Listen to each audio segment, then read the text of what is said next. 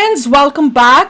12 लाख तक no income tax, middle class को सबसे बड़ी राहत, बजट 2025। तो चलो देखते हैं, वीडियो शुरू करते हैं। वीडियो शुरू करने से पहले अगर आप चैनल पर नए हो और आपने अभी तक सब्सक्राइब नहीं किया तो जल्दी से पहले सब्सक्राइब के बटन और बेल आइकन को क्लिक कर लो ताकि आपको हमारे सारे न्यू वीडियोस के नोटिफिकेशन मिल जाएं जैसे हम अपलोड करें। अगर आपको वीडियो पसंद आता है प्लीज लाइक एंड शेयर। चलिए शुरू करते हैं। और दूसरा दो चैनल्स उनको भी सब्सक्राइब कर लेना, लिंक्स है डिस्क्रिप्शन बॉक्स में, वहां पे भी आपके रिक्वेस्टेड वीडियोस आ रहे हैं। दोस्तों, हेरा फेरी फिल्म में परेश रावल साहब का कैरेक्टर अक्षय कुमार को रोते हुए कहता है कि वही तो तेरे को बहुत बुरा आदमी समझा था, पर तू तो देव मानुष निकला रे बाबा।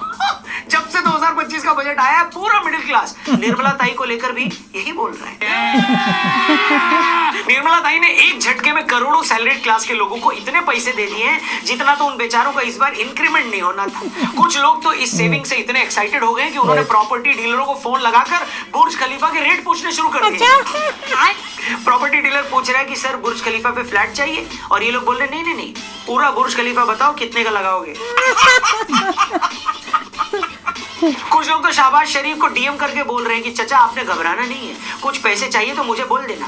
मतलब निर्मला ताई ने क्या ही कर दिया समझ नहीं आ रहा है। बोला अगर आप 1 लाख रुपया महीना भी कमाते हैं तो आपको टैक्स नहीं देना होगा कोई, यानी 12 लाख वालों को कोई टैक्स ही नहीं देना होगा। एक वक्त था जब 12 लाख कमाने वालों से इतना टैक्स वसूल लिया जाता था कि उन लोगों को बेचारों को रेड लाइट पर चार्जर बेचकर अपने बच्चों को चाउमीन खिलाना पड़ता था, पैसे ही नहीं बचते थे। और 12 लाख तक की टैक्स छूटी नहीं, ऊपर से 75,000 रुपए का स्टैंडर्ड डिडक्शन तो है ही। मतलब 13.25 लाख रुपए वालों को कोई पैसा ही नहीं देना होगा। इससे पहले कि मैं पुराने और नए टैक्स स्लैब का कंपैरिजन करूं, आप मोटा मोटी ये समझ लीजिए कि अगर आपकी एनुअल सैलरी 8 लाख रुपए साल की है, यानी 65,000 रुपए महीना है, तो आपके हर साल 30,000 रुपए बच सकते हैं।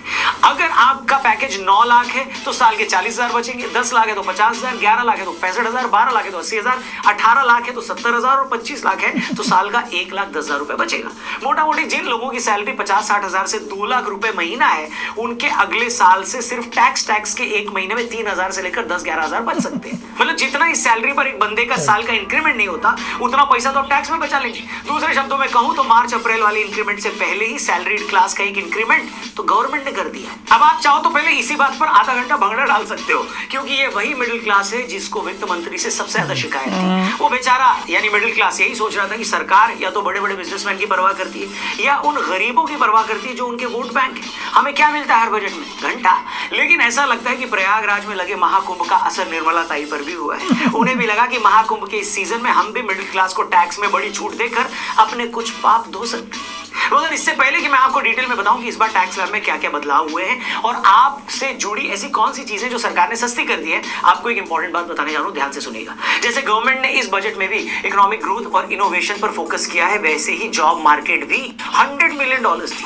आज 2025 में ओपन एआई और यूट्यूब भी एआई की वजह से आज के प्रेजेंट को भी रीशेप कर रहा है। अगर आप स्किल्स के साथ पिछड़ सकते हैं, एआई का मैसेज भी तो पीछे छूट सकते हो। इसलिए 3,000 लोगों के लिए का यूज करके अपने काम कैसे बढ़ाएं, लॉन्ग आर्टिकल्स, टीज, ऐसी कई सारी प्लस एआई टूल सीखे, फ्रेम करना और मदद करेंगे करियर में। वो लोग आगे जाकर वहां पर रजिस्टर करिए और अपडेट्स आपको मिलते हैं। तो दोस्तों, बात ये विरोध कर रहा है कि ये बजट तो बेरोजगारी बढ़ाने वाला है। जब हमने पूछा कि बेरोजगारी कैसे, तो उनका जवाब था कि इस बजट में सरकार ने मिडिल क्लास को इतना कुछ दे दिया है कि अब विपक्ष के पास बोलने के लिए कुछ बचा ही नहीं है, बेरोजगार हो गया है। फिर से हम टैक्स की बात करें तो हमने आपको ये बता तो दिया है कि कितने इनकम वाले का कितना टैक्स बचेगा। अब आपको ये भी बता देते हैं कि दूसरा कमाल सरकार ने किया क्या है।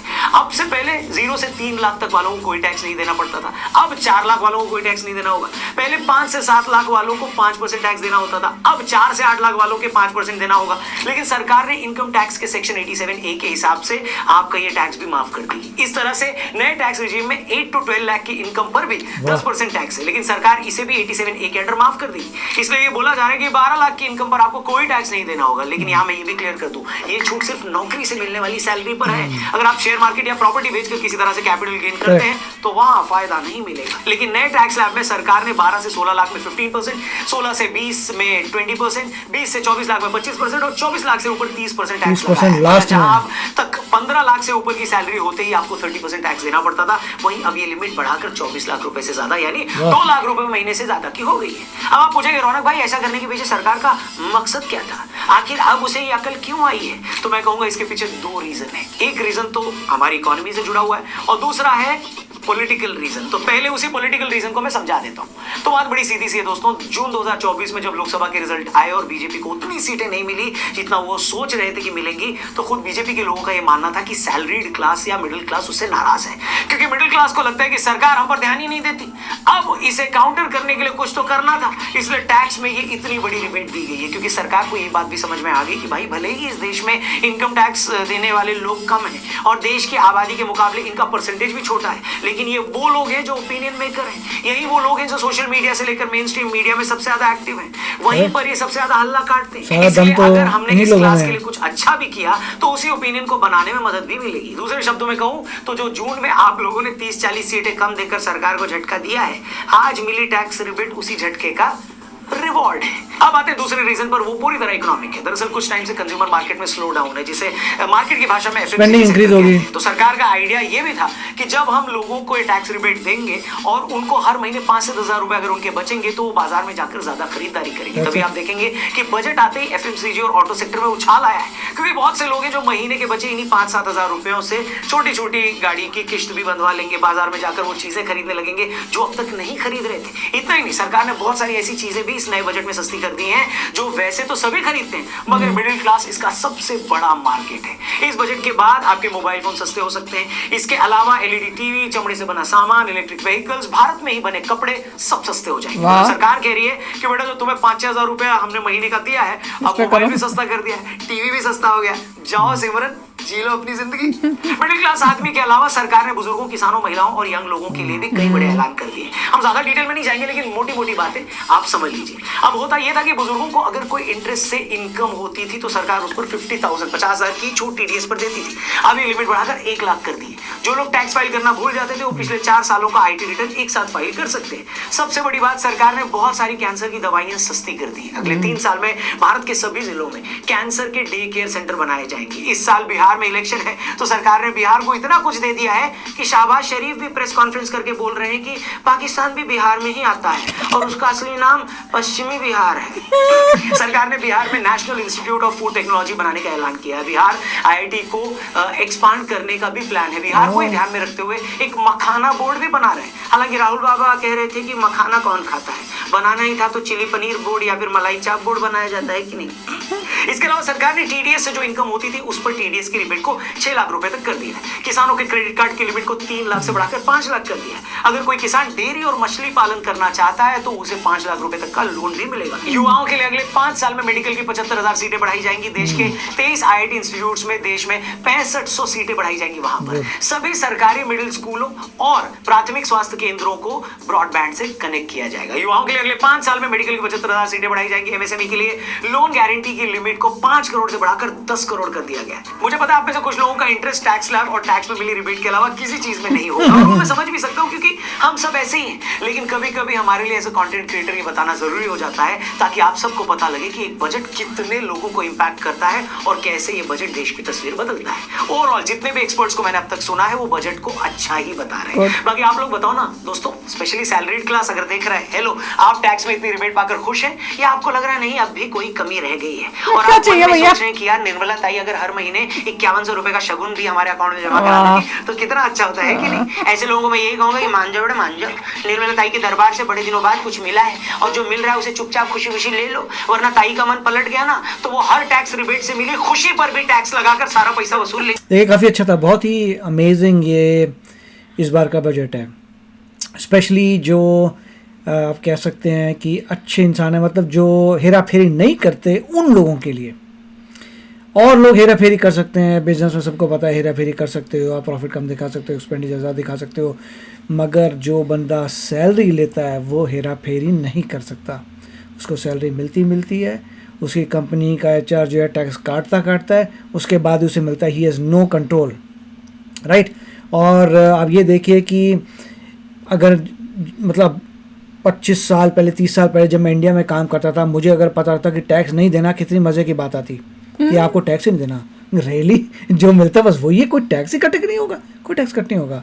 आप इमेजिन कर सकते हैं कि ये फीचर जो था सिर्फ मिडल ईस्ट में ही था, जहाँ पे इतना ऑयल था, वहाँ पे होता है कि आपको कोई टैक्स नहीं देना। अब जो लोगों को कितनी खुशी मिलती होगी, जिनका 12 लाख कह रहे हैं, जितने 13 लाख 14 लाख तक भी अरेंजमेंट कुछ था कि उनको एज मच एज उनको लगेगा कुछ टैक्स दे ही नहीं रहे। सोचिए, जो पैसा आ रहा है सीधा आपके पास है, नो टैक्स, ये बहुत बड़ी बात है। और उससे जो बेनिफिट आएगा, लोग इमीडिएटली बाहर खर्चा करेंगे कि हर एक की ये चाहिए, वो चाहिए, वो चाहिए, सब चीज़ें खर्चेंगे, उससे इकॉनमी बूस्ट होगी। तो बहुत ही ज़बरदस्त ये मूव थी जिससे इकॉनमी को बूस्ट मिले। यूएस में भी जब बोलते हैं टैक्स कट करें, उनका यही होता है, टैक्स कट करेंगे तो लोग खर्चा करेंगे, उससे इकॉनमी ऊपर जाएगी और लोग जो खुश हो गए। देखिए कितना, जब मैंने कहा था कि इंडिया में जो है काफ़ी लोग नहीं करते पे टैक्सेस, दैट वाज ट्रू, काफ़ी लोग 1 और 2% करते हैं, दैट इज़ बड़ी दुख की बात है। जो बचा मेरे ख्याल से सैलरी वाले बेचारे सारे के सारे टैक्स पे करते हैं, क्योंकि जिस कंपनी में रहते हैं उस कंपनी ने टैक्स लेना देना है। तो उन्होंने देखा यार रियलिटी में सैलरी वाला ही है जो सच्चे इंसान है, काम करते हैं बेचारे, उन्हीं का टैक्स निकल के पूरा देश चलता है, तो उनको रिबेट दो, विच इज़ वेरी गुड। बिल्कुल, बहुत खुशी हुई। और बात सही है कि फार्मर्स की हेल्प हुई, यूथ की हेल्प हुई, एजुकेशन, वो सब ठीक है, वो आप हमेशा करते थे कहीं ना कहीं किसी को, मगर ये डायरेक्ट इम्पैक्ट है जो ये खुशी जनरेट करेगा, दैट इज अनइमेजिनेबल। बहुत सारी जनता, मैसिव अमाउंट ऑफ जनता is going to be very happy about this. उसकी वजह से अच्छा काम हो गया। जब आपको खुशी मिलती है अपने देश के बारे में, आप बोलते हैं मेरा देश महान है, तब कमाल होता है। नहीं, और साथ में हर बारी जब भी बजट हम कहते थे आम आदमी तो पिस रहा है बेचारा, एक मिडिल क्लास आदमी के लिए कभी भी कुछ नहीं होता। इस बार उन्होंने कहा कि भैया ये मिडिल क्लास आदमी को ऐसा खुश करेंगे कि वो झूम उठेगा, और वाकई बहुत अच्छा किया उन्होंने। तो चलो यार, आप भी शेयर करना अपने थॉट्स। चलते हैं, मिलेंगे नेक्स्ट वीडियो में बहुत ही जल्द। Till then take care and bye bye. तो अगर आप मेरे इस चैनल पे नए हो तो जल्दी से सब्सक्राइब के बटन को हिट करो और बेल आइकन को क्लिक करो, ताकि आपको मेरा जब नया वीडियो मैं लगाऊं आपको उसके बारे में जल्दी से पता चल जाए।